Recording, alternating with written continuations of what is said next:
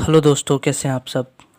आज इस वीडियो में हम पढ़ेंगे जनरल एनेस्थेटिक एजेंट के बारे में कि जनरल एनेस्थेटिक एजेंट क्या आते हैं, उनका मैकेनिज्म ऑफ एक्शन क्या होता है और उनकी क्लासिफिकेशन क्या है।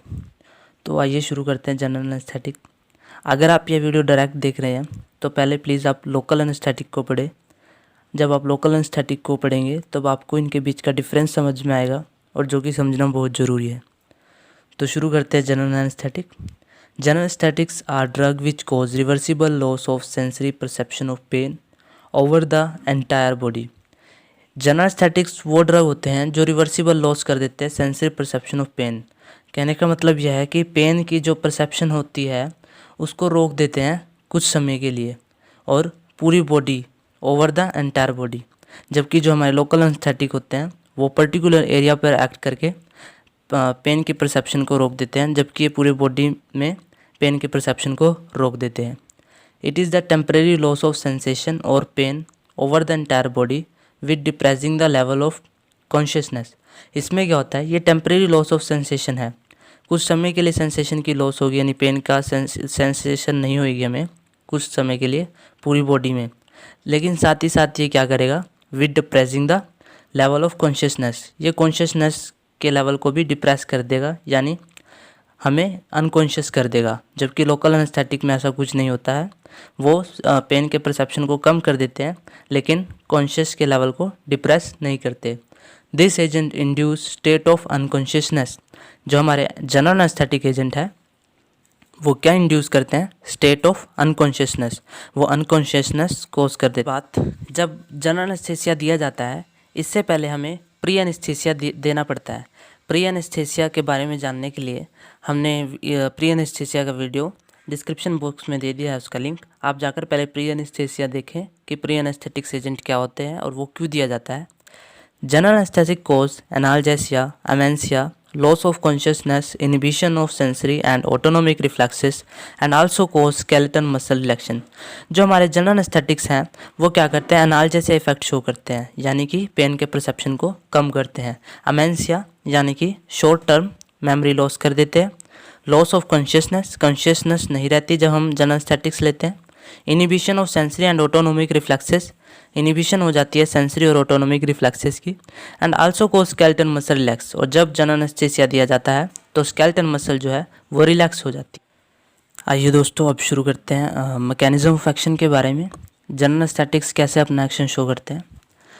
तो the ligand gated ion channel are major target of general anaesthetics. जो हमारे जनरल एनेस्थेटिक्स होते हैं वो उनका मेन टारगेट कहाँ होता है, लाइगेंड गेटेड आयन चैनल पे। जैसे कि इन्होंने एग्जांपल में दिया है जो हमारा गाबा ए रिसेप्टर है जो कि गेटेड होता है क्लोराइड चैन से, वो भी एक लाइगेंड गेटेड आयन चैनल का एग्जांपल है।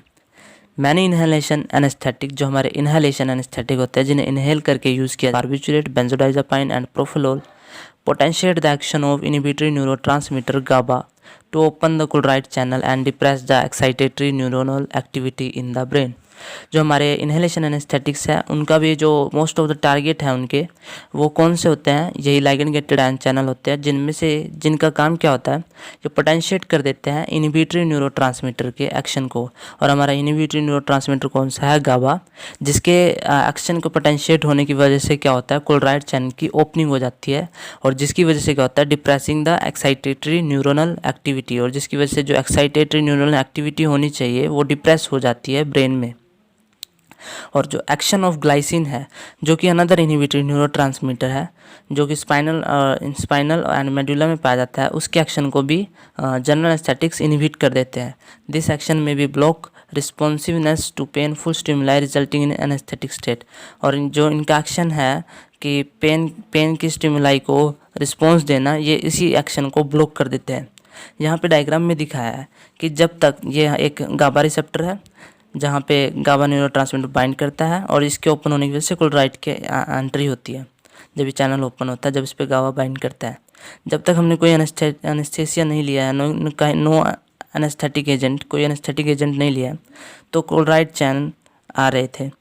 लेकिन जैसी बाइंडिंग ऑफ गाबा न्यूरोट्रांसमीटर की जब बाइंडिंग होती है और साथ ही साथ एनेस्थेटिक एजेंट भी हम जब यूज़ करते हैं और एनेस्थेटिक एजेंट भी अपने रिसेप्टर से बाइंड होता है, तब ये चैनल जो है बहुत ओपन हो जाता है। जो इसका एक्शन है उसको पोटेंशिएट कर दिया जाता है। जो गाबा का एक्शन था क्लोराइड चैनल की एंट्री कराना, उसके एक्शन को पोटेंशिएट कर दिया, और जिसकी वजह से मोर क्लोराइड आयंस की जो एंट्री हो रही है, जिसकी वजह से क्या होता है, इनहिबिटरी इफेक्ट देखने को मिलता है, जो कि हमारे जनरल एनेस्थेटिक्स एजेंट का काम है।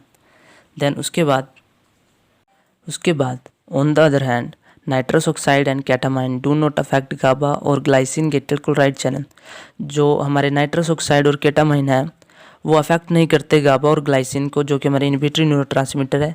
ये अफेक्ट करते हैं एक्साइटेटरी न्यूरोट्रांसमीटर को, जो कि जिसके एनएमडी है और जिसका रिसेप्टर है ग्लूटामेट रिसेप्टर। ये पिछले दो मैकेनिज्म में क्या था कि वो एक्शन को पोटेंशिएट कर रहे थे इनहिबिटरी न्यूरोट्रांसमीटर के, लेकिन इसमें क्या करेंगे, वो इनहिबिट करेंगे न्यूरोट्रांसमीटर के एक्शन को। लेकिन इस बार जो न्यूरोट्रांसमीटर है वो एक्साइटेटरी टाइप का है और जिसका रिसेप्टर ग्लूटामेट रिसेप्टर है। तो ये एक्सेप्शन है, जो हमारे नाइट्रस ऑक्साइड और केटामाइन होते हैं ये ग्लूटामेट रिसेप्टर पर एक्ट करते हैं। बहुत इंपॉर्टेंट बात है जानने के लिए। This receptor gates mainly calcium selective cation channel, और ये जो रिसेप्टर होते हैं हमारा ग्लूटामेट रिसेप्टर, ये गेटेड किससे होते हैं, सेलेक्टिवली कैल्शियम चैनल से ये गेटेड होते हैं। The volatile anaesthetic have a little action on this receptor, लेकिन जो हमारे वोलाटाइल एनेस्थेटिक्स होते हैं उनका लिटिल एक्शन होता है इन रिसेप्टर पर। आइए अब हम पढ़ते हैं stages of anaesthesia. Stages of anaesthesia क्या है कि जब हम एनेस्थीसिया लेते हैं उसकी डेप्थ जो है, उसके स्टेज कैसे कैसे एनेस्थीसिया इंड्यूस होता है और फिर ख़त्म होता है, तो वो स्टेजेस हम यहाँ डिस्कस करेंगे कि कैसे कैसे डेप्थ स्टार्ट होती है एनेस्थीसिया की। तो सबसे पहले जो हमारे पास स्टेज होता है वो होता है स्टेज ऑफ एनाल्जेसिया। तो इसमें क्या होता है, this is the period from beginning of anaesthetic administration to the loss of consciousness. ये पीरियड जो है इसमें बिगनिंग होती है एनेस्थेटिक एडमिनिस्ट्रेशन की, मतलब जैसे एनेस्थेसिया लिया तब ये इस पीरियड वहीं से स्टार्ट हो जाता है और जब तक होता है जब तक कॉन्शियसनेस लॉस नहीं हो जाती। The progressively loss pain sensation, धीरे धीरे जो पेन का सेंसेशन है वो लॉस होता रहता है। But motor activity and reflexes remain normal, यानी हमारे मोटर एक्टिविटी हैं और रिफ्लेक्सेस हैं वो सारी नॉर्मल रहती हैं, कि अभी अदर रिफ्लेक्सेस जो हैं वो डिक्रीज़ नहीं हुई है, ना ही उनका लॉस हुआ है। लेकिन जो हमारा पेन की सेंसेशन है उसका लॉस होना शुरू हो जाता है इस स्टेज में।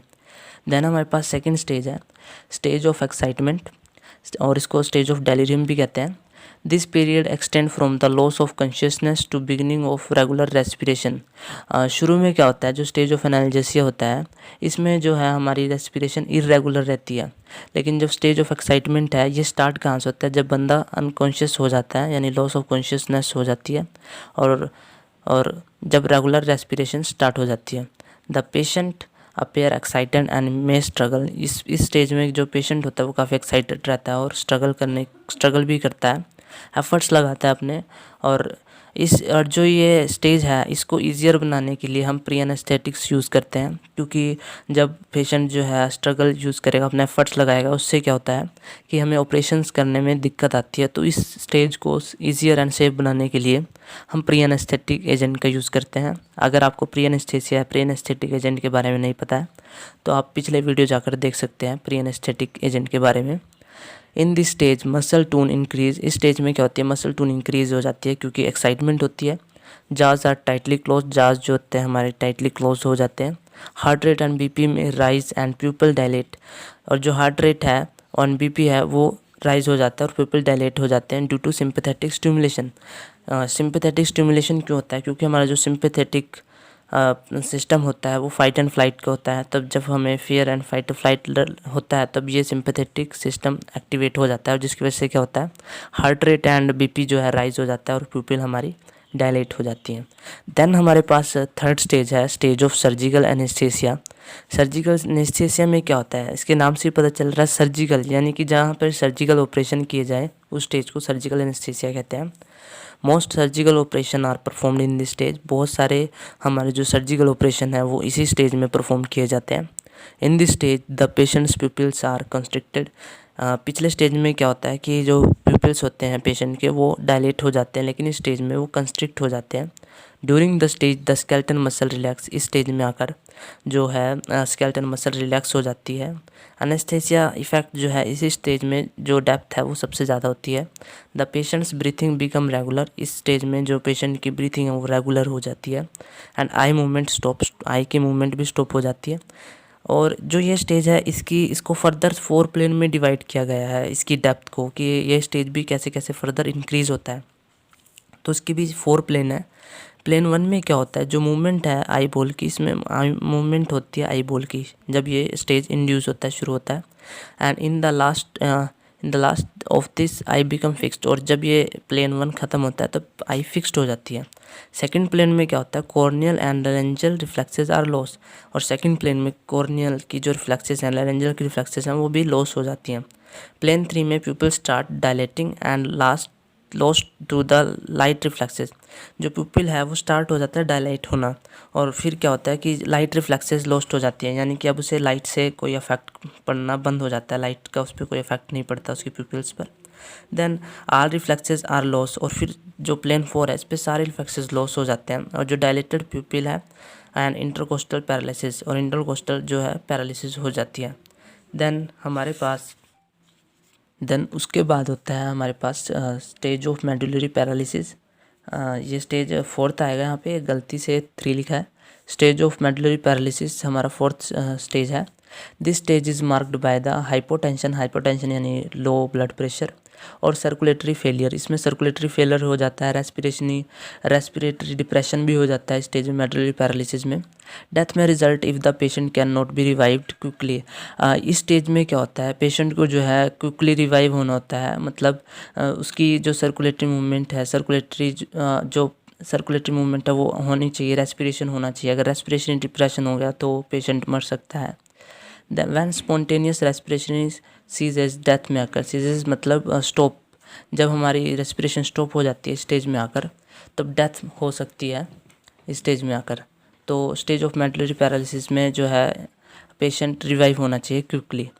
आइए यहाँ पर एक टेबल अब देखते हैं हम इसको टेबल के थ्रू कि कैसे कैसे कौन से स्टेज में क्या कुछ होता है। तो हमारे पास बेसिकली 4 स्टेज होते हैं एनेस्थीसिया की, जनरल एनेस्थीसिया की। Stage 1 stage of analgesia, stage of delirium और excitement, surgical anaesthesia, stage of medullary paralysis. तो पहला स्टेज होता है हमारा stage of analgesia. Stage of analgesia में क्या होता है, जो हमारा रिएक्शन होता है लाइट का वो नॉर्मल होता है, मतलब कि पेशेंट को इफ़ेक्ट पड़ता है लाइट से, और रेस्पिरेशन जो होती है उसकी इरेगुलर होती है, और पल्स जो है वो भी इरेगुलर होती है, लेकिन ब्लड प्रेशर और हार्ट रेट और स्केलेटन मसल टून जो है सब नॉर्मल होता है उसका। लेकिन जो स्टेज ऑफ डेलिरियम और एक्साइटमेंट होता है इसमें जो है रिएक्शन टू लाइट वो धीरे धीरे कम होता रहता है, और जो हमारा प्यूपिल्स है वो भी डायलेट हो जाता है, और जो रेस्पिरेशन है वो गोइंग टू बी रेगुलर होना स्टार्ट हो जाती है, लेकिन परसेस इरेगुलर और बाद में फिर फास्ट हो जाती है। And blood pressure, heart rate और स्केलेटन मसल टोन भी इंक्रीज़ होना शुरू हो जाती है। फिर हमारे पास स्टेज ऑफ आता है सर्जिकल स्टेज जो है वो भी फर्दर 4 प्लेन के अंदर डिवाइड है। प्लेन 1 में क्या होता है, प्यूपिल्स हमारे कंस्ट्रिक्ट होते हैं एंड देन धीरे धीरे डायलेट होना शुरू हो जाते हैं, और reaction to light plane 1 and plane 2 तक तो होती है, लेकिन धीरे धीरे डिक्रीज़ होती जाती है, और प्लेन 4 तक वो लॉस्ट हो जाती है। और जो हमारी रेस्पिरेशन है वो भी धीरे धीरे रेगुलर होती है, एंड देन वो एक थ्रेड लाइक होना स्टार्ट हो जाती है। और जो हमारी पल्स है वो भी स्लो होती है प्लेन 1 एंड प्लेन 2 तक, and then plane 3rd and 4th में weekly and 3D। Blood pressure normal होता है प्लेन 1 एंड प्लेन 2 में, और देन लो हो जाता है प्लेन 3rd एंड 4th में, सेम एज हार्ट रेट के लिए भी और स्केलेटल मसल में भी। मेडुलरी पैरालिसिस में क्या होता है, प्यूपिल्स जो है डायलेट हो जाते हैं, और रिएक्शन टू लाइट यानी पेशेंट को के जो कॉर्निया है प्यूपिल्स है उस पर लाइट का कोई इफेक्ट नहीं होता, लॉस्ट हो जाती है। और जो रेस्पिरेशन है वो भी वीक हो जाती है बहुत ज़्यादा, मतलब नामात्र के बराबर। अगर ये रिकवर नहीं किया गया तो पेशेंट इस स्टेज में मर सकता है। पल्स इस केस में वीकली एंड 3D होती है, और ब्लड प्रेशर जो है लो, हार्ट रेट भी लो, और जो स्केलेटल मसल टोन है वो भी लो होती है। तो आइए अब इसकी जानते हैं क्लासिफिकेशन। जो हमारे जनरल एनेस्थेटिक्स होते हैं वो दो टाइप के होते हैं, इन्हेलेशन एंड इंट्रावेनस। इन्हेलेशन यानी इन्हेल करके जो जनरल एनेस्थेसिया यूज़ किया जाता है, ये भी फर्दर दो टाइप के होते हैं, गैस और वोलाटाइल लिक्विड। गैस में हमारे पास एग्जांपल है नाइट्रस ऑक्साइड का, और वोलाटाइल लिक्विड में ईथर, हेलोथेन, क्लोरोफॉर्म, आइसोफ्लूरेन। उसके बाद इंट्रावेनस जो आईवी के थ्रू दी जाती है हमारे जनरल एनेस्थेटिक्स, वो फर्दर दो टाइप के हैं, slow acting and fast acting. Fast acting के एग्जांपल है thiopentone sodium, methohexitone, propofol, etomidate. Then slow acting के फर्दर 3 टाइप हैं। स्लो एक्टिंग में कौन कौन आते हैं, बेंजोडाइजापाइंस आते हैं, जिसके एग्जांपल हैं डाइजापाम, लोरेजापाम, मिडाजोलम। देन आते हैं डिसोसेक्टिव एनेस्थीसिया, जिसके एग्जांपल है ketamine, and then opioid analgesic fentanyl. तो ये इसकी मेन क्लासिफिकेशन है जनरल एनेस्थीसिया की।